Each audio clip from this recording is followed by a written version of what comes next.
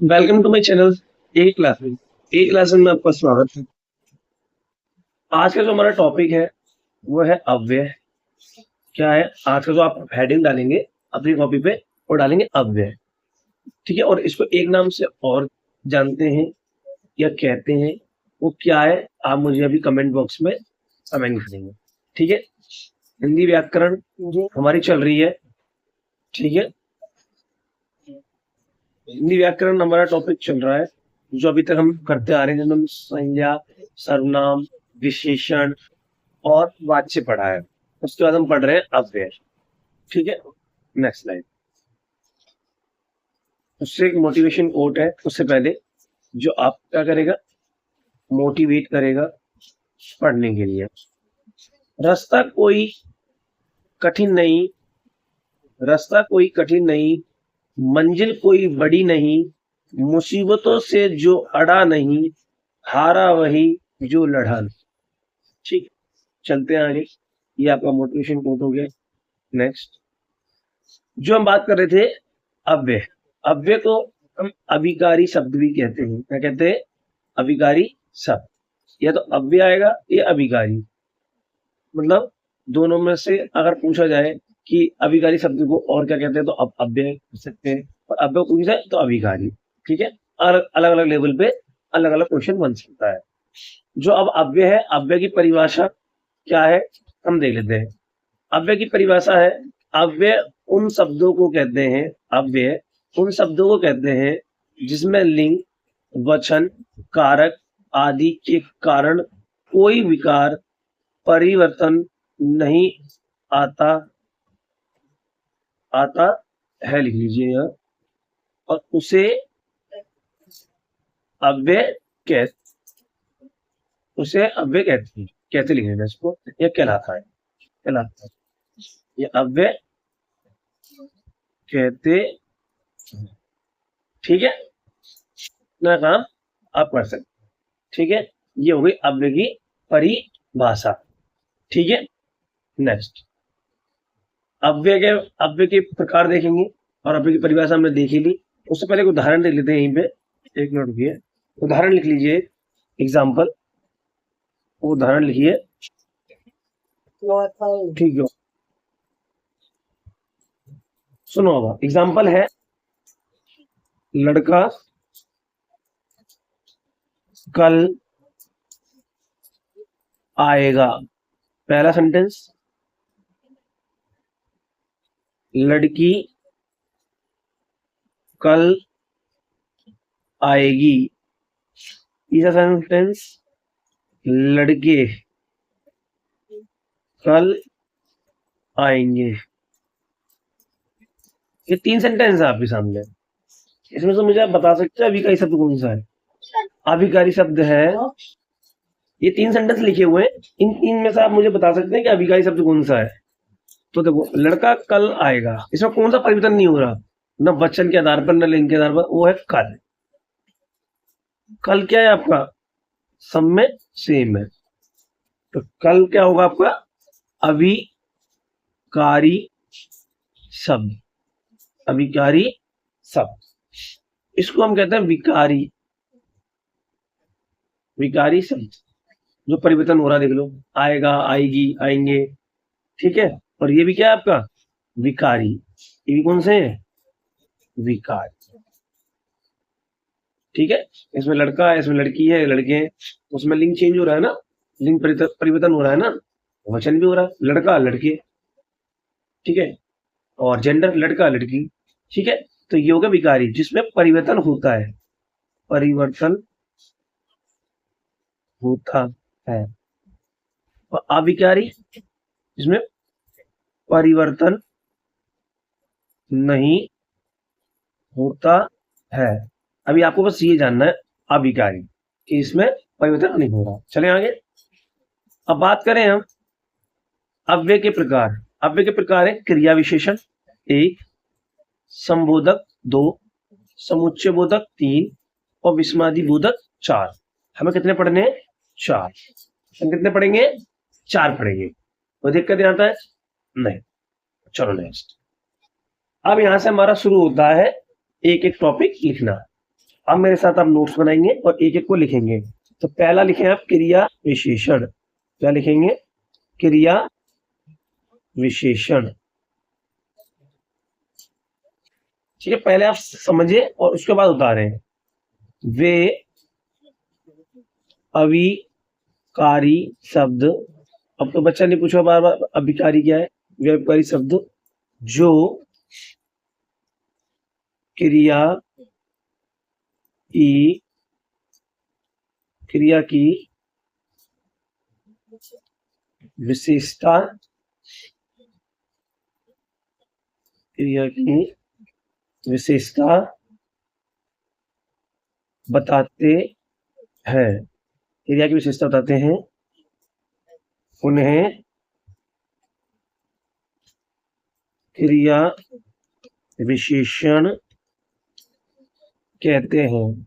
मैंने ये पहले ही बताया था आपको, जब विशेषण पढ़ाया था तो वहां पे बताया था कि जो क्रिया की विशेषता बताएं, जो क्रिया की विशेषता बताएं वो क्रिया विशेषण है। ठीक है, एग्जाम्पल देख लेते हैं, उदाहरण। मोहन तेज दौड़ता है। लिखिए, मोहन तेज दौड़ता है।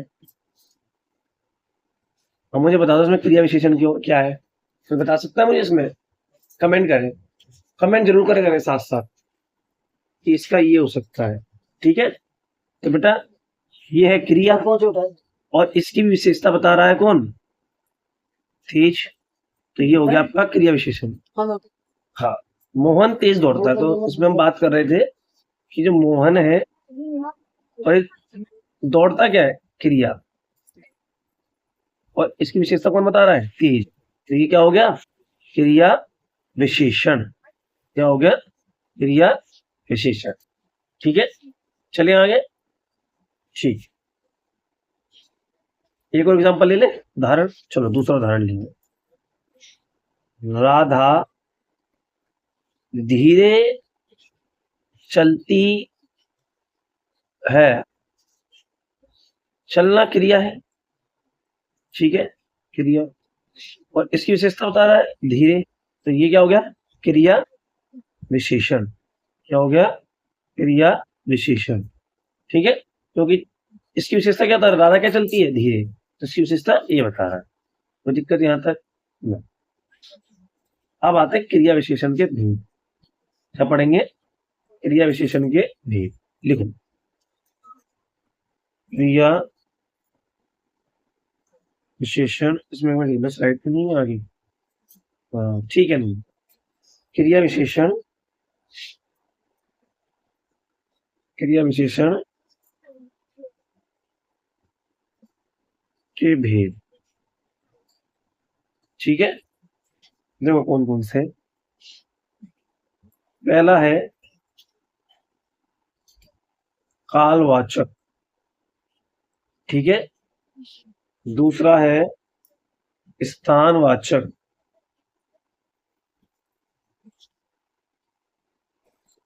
तीसरा है परिणामवाचक, और चौथा है रीतिवाचक। रीतिवाचक, ठीक है। कालवाचक में क्या होगा बेटा? समय। किसकी बात करेंगे हम? समय, कब और कब से। ठीक है। स्थानवाचक में हम कहाँ की बात करेंगे? स्थान की। इसकी बात करेंगे स्थान, स्थान माने कहाँ। ठीक है। परिणामवाचक में बात करेंगे मात्रा। किसकी? मात्रा या माप तोल, माप तोल। ठीक है, कितना कितना नहीं, इसको लिख ले, इसको दूसरे पेन में ले लो, यहाँ पर ये वाला देख लीजिएगा, ये लिख, कितना। ठीक है, कितना। अब बचा आपका रीतिवाचक। रीतिवाचक में होती पद्धति। क्या होगी? पद्धति। इसमें होगा कैसा। ठीक है, क्या होगा? कैसा। ठीक है, चले आगे। ये सारे इसके क्या है, भेद है। अब इनको एक एक करके जानते हैं। पहला पहला है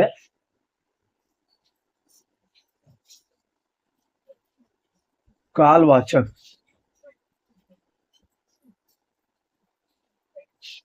क्रिया विशेषण आगे लिख लेना, ठीक है। क्रिया विशेषण कालवाचक लिखो। वे अभिकारी शब्द, वे अभिकारी शब्द जो क्रिया के काल अथवा समय का बोध कराए। मतलब जो समय का बोध कराए, ठीक है। समय मतलब अब मैं पढ़ाता भी कब, जैसा अब एग्जाम्पल ले लेते हैं। एग्जाम्पल है आपका रिया कल आई थी। तो बेटा इसमें कल क्या है, कालवाचक। काल को दिखा रहा है। क्रिया कब आई थी, कल। तुमको उदाहरण ले लो, दो उदाहरण हुआ, अब अच्छी तरह से समझ में आए। प्रेम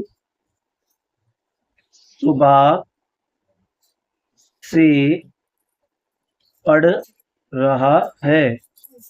उसमें काल दिखा रहा है, कब से पढ़ रहा है, सुबह से। तो ये भी क्या है, कालवाचक। कोई दिक्कत यहाँ तक?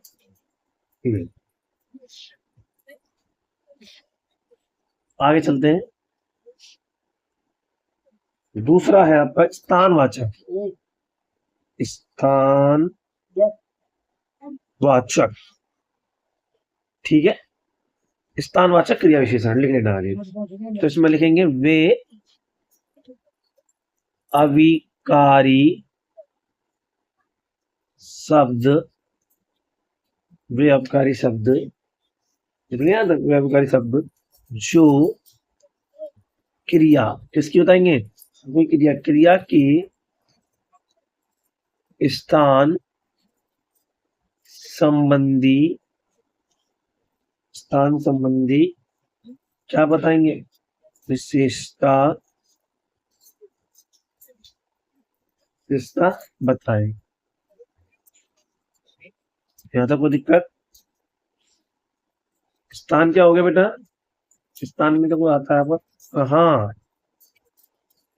कहाँ से, आप कहाँ से हैं पूछते हैं ना। स्थानवाचक में कहाँ तक जाएंगे, ये भी स्थानवाचक है। कहाँ तक की आपको बुक की जाए, आप बताते हो कि भैया मेरी छपरा तक कर दो या बलिया तक कर दो, ठीक है। चलो वो इस मजाक का, अब चलते हैं। एग्जाम्पल है इसमें, राम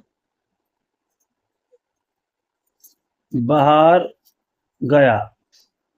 गया क्या इसमें, गया इसमें है क्रिया, ये बाहर, बाहर क्या है इसका, स्थानवाचक। कहाँ गया, बाहर गया, ठीक है। ठीक है, आगे चलें। तीसरा ये तो आसान था, इसमें कोई दिक्कत नहीं, तो अपने आप नाम आ जाएगा, बाहर अंदर। राम अंदर आया, आना क्रिया, तो अंदर क्या हो गया, स्थानवाचक, ठीक है। तीसरा लिखें, परिमाण वाचक, परिणाम परिणाम वाचक क्रिया विशेषण। वे अविकारी शब्द जो क्रिया की मात्रा एवं माप, तोल का बोध कराते हैं, ठीक है, उनको हम परिणामवाचक कहते हैं। अब इसमें क्या होगा देखो, इसमें होता है कितना, कितने और कितनी। ठीक है, ठीक। आगे बात करते हैं हम। नोट डालो एक यहाँ पे, बनाइए छोटा सा नोट डालने, यहाँ स्टार मार्क करके नोट। ठीक है, लिखे। पहला,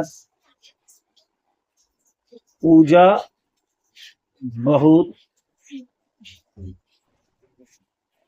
बोलती है। बोलना क्रिया, और बहुत ये क्या है, मात्रा। क्या है, मात्रा। ठीक है, क्रिया से पहले क्या आ गया, बहुत। ये क्या, मात्रा।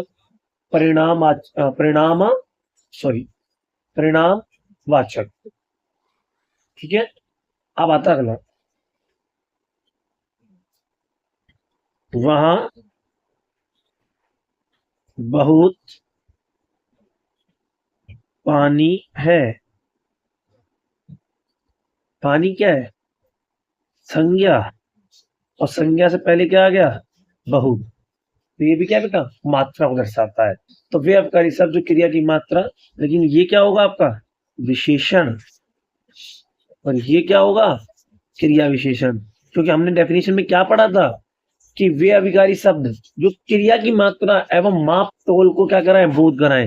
तो यहाँ क्रिया बोलना है, यहाँ पानी है, पानी संज्ञा है, तो ये हो जाएगा विशेषण। और यहाँ क्या होगा, क्रिया विशेषण।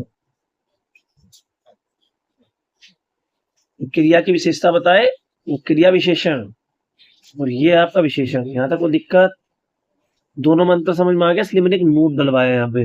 नोट डलवाने का मतलब मेरा ये था कि मैं आपको बता सकूं विशेषण और क्रिया विशेषण में क्या फर्क है। कि यहाँ पे हम विशेषण ऐसे क्यों मान रहे हैं, क्योंकि ये संज्ञा की विशेषता बता रहा है। ठीक है, और विशेषण क्या कहती है डेफिनेशन विशेषण की, जो संज्ञा और सर्वनाम की विशेषता बताए वो विशेषण कहलाता है। और क्रिया विशेषण यहाँ पे इसलिए है, ये क्रिया की विशेषता बता रहा है। ये क्या बता रहा है, क्रिया। क्रिया की विशेषता बता रहा है कि बहुत कम, पूजा बहुत बोलती है। ठीक है, चले आगे चौथा डाले हम। अगर कोई दिक्कत हो तो कमेंट कर देना। ठीक है, चलो चौथा, रीतिवाचक। रीतिवाचक क्रिया विशेषण डालो। ठीक है, वो परिणामवाचक हमने पढ़ ली, परिणामवाचक क्रिया विशेषण थी, हमने ऊपर बात करी। ठीक है, ये रीतिवाचक है। इसमें क्या होगा बेटा, इसमें होगा पद्धति, शैली, एक लिखिए, शैली। आगे क्या होगा बेटा, तरीका।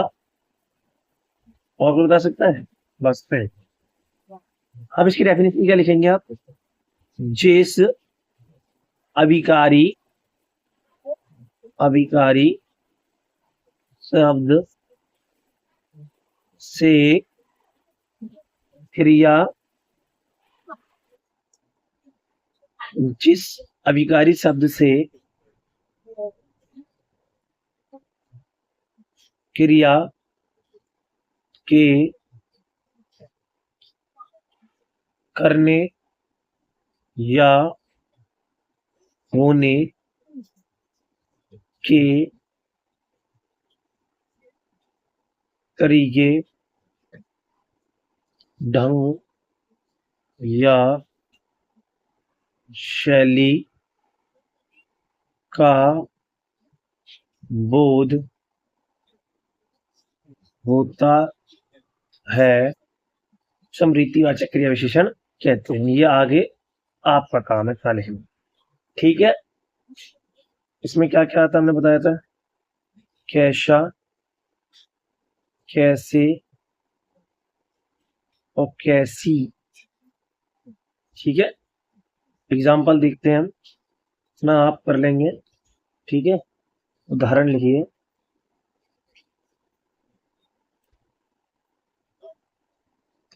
ज्योति धीरे धीरे चलती है। तो ये धीरे धीरे है, ये पद्धति को बता रही हूँ उसकी, कि वो क्या चलती है, धीरे धीरे चलती है। तो यही आपको क्या, रीतिवाचक क्रिया विशेषण। ठीक है, दूसरा लिखो। ज्योति जोर से बोलती है।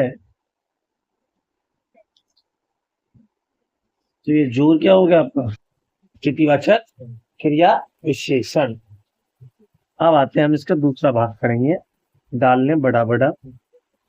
ठीक है, दूसरा थोड़ा सा और रह गया। अब किसी के भाग नहीं है, सिर्फ उनके बारे में पढ़ना है। विस्म के बोधक में बोधक, इसमें बोधक अब, या अभिकारी शब्द लिख दो। अभिकारी, अभिकारी शब्द। आप जानते हैं कि डेफिनेशन, वे अभिकारी शब्द जिससे हर्ष, उल्लास, दुख, शोक, आदर्श, सॉरी आदर्श से आश्चर्य, सॉरी वहां कहा चल गया, लिखो उसको। आश्चर्य, आश्चर्यचकित नहीं हो जाते आप एकदम में, चौंक जाते हैं, यार ये क्या हो गया। चेतावनी, ये सारे वर्ड सुने होंगे आपने, आदि और भी हो सकते हैं। मनोगत, भावों का बोध होता है, उन्हें विस्मयोधक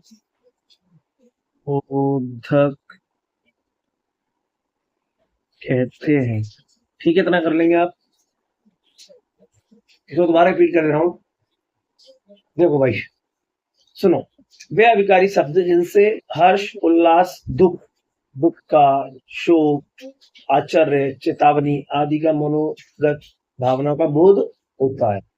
और इसका देखो आप उदाहरण लेंगे तो आपको और ज्यादा क्लियर हो जाएगा। और इसका चिन्ह कैसा होता है, कोई बच्चा बता सकता है मुझे? चलो भाई लिखो। नोट, नोट में क्या लिखेंगे? इसका चिन्ह होता है, चिन्ह का प्रयोग, चिन्ह का प्रयोग होता है बेटा ये वाला। ठीक है, उदाहरण लिखेंगे, नीचे डाल देंगे उदाहरण। हे प्रभु, हे प्रभु देखा होगा आपने, बहुत जगह लिखा, हे प्रभु ऐसे मेरी रक्षा करो। ये आपको कौन सा है? विस्मय बोधक अव्यय। ठीक है, अब आते हैं बच्चों इधर आओ। ठीक है, ये चिन्ह ही इनको दर्शाता है।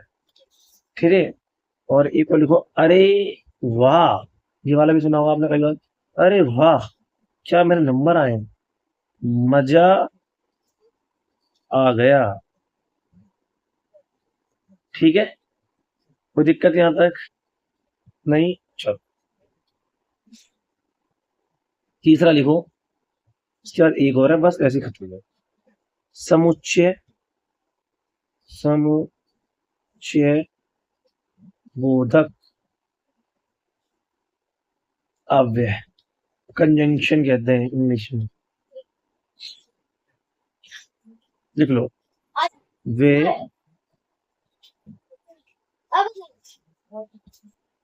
लिखे वे अविकारी शब्द जो दो वाक्यों या वाक्य खंडों को जोड़ने का कार्य करते हैं। बेटा दो सेंटेंसों को जोड़ने का काम करे कोई, उसी को हम कहते हैं समुच्चय बोधक। एक सेंटेंस यहाँ, एक सेंटेंस यहाँ, वो जोड़ने का काम कर रहा है। ठीक है, जैसे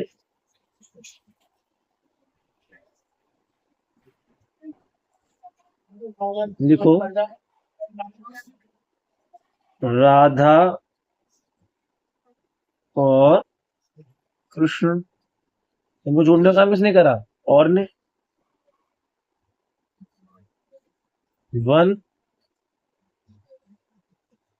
में खेल रहे हैं।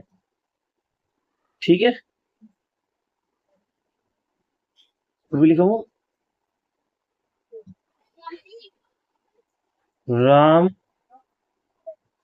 और सीता वन गई। ठीक है, वन गई या वन में गई? वन में कर लो, वन में गई, अच्छा लगेगा, वन में। ठीक है, वो दिक्कत यहां तक नहीं। चलो, अब लास्ट आपका रह गया है कौन सा? कौन बताएगा? संबंध। कौन सा है? संबंध बोधक, जो संबंध को दर्शाएगा, जिसे हम इंग्लिश में क्या कहते हैं? प्रीपोजिशन। क्या कहते हैं? प्रीपोजिशन। इसकी डेफिनेशन लिखेंगे, क्या लिखेंगे आप? वे शब्द जो संज्ञा व सर्वनाम का दूसरे शब्दों के साथ संबंध बताएं। ये क्या बताएंगे कि उन दोनों के बीच में संबंध क्या है, ये उसको दर्शाएंगे। बात क्लियर? बात क्लियर होगी होगा। तो उदाहरण लिखेंगे यहाँ पे। उदाहरण है, राम की वजह वजह मोहन को बुलाओ। तुमने बोला कि राम की जगह ना मोहन को बुलाओ, वजह है, दूसरे शब्द के साथ संबंध बताया गया। राम की वजह किसको बुला रहे हैं? मोहन को। संबंध दर्शा दिया। एक और लेते हैं, रवि के पीछे पुलिस पड़ी है। रवि के पीछे क्या पड़ी है? पुलिस। संबंध बता दिया रवि के साथ पुलिस का, कि भाई रवि के पीछे पुलिस क्यों पड़ी है? रवि के पीछे कौन पड़ी है? पुलिस पड़ी है। तो इसमें हमने पढ़ा, वे शब्द जो संज्ञा व सर्वनाम का दूसरे शब्दों के साथ संबंध बताए। ये संज्ञा सर्वनाम क्या है? राम, रवि। तो दूसरा शब्द ये है कि पुलिस, मोहन यहाँ आ गया। ठीक है, तो यहाँ पे आपका ये होता है चैप्टर जी एंड। वीडियो अच्छी लगी हो तो लाइक करें, शेयर करें और सब्सक्राइब करें। ये वाला टॉपिक आपको कंप्लीट होता है। एग्जाम्पल्स में और करा दूंगा और डिटेल पढ़ा दूंगा। अभी मैं सिर्फ थ्योरी कंप्लीट करा रहा हूँ, जिससे कि आपके नोट्स तैयार हो जाए। उसके बाद हम एक एक करके इनके पूरी डिटेल में हम और इस पर प्रैक्टिस कर लेंगे। ठीक है, मिलते हैं नेक्स्ट वीडियो में। Thank you so much.